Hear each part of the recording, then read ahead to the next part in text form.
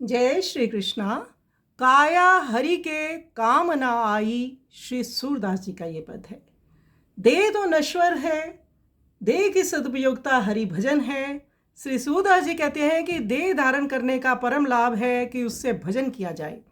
ये मानव देह बड़ी दुर्लभ है। श्री सूरदास जी कहते हैं कि ये शरीर श्री हरि के काम नहीं आया। जहाँ भाव भक्ति और श्री हरि का यश सुना जा सकता है, जहाँ सत्संग और हरि कथा होती है, वहाँ जाने में तो आलस्य आता है, किंतु लोभ से आतुर या जहाँ अपनी कामना की पूर्ति होती है, वह सुनते ही वहाँ जीव दौड़ पड़ता है।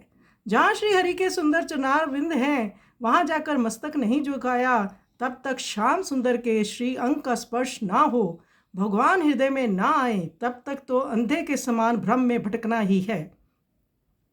श्री सूरदास जी कहते हैं कि भगवान का भजन छोड़कर मूर्ख मनुष्य विषय रूपी दारुण विष को खाता है। वो समझ नहीं पाता कि उसकी दिशा दशा कहाँ जा रही है।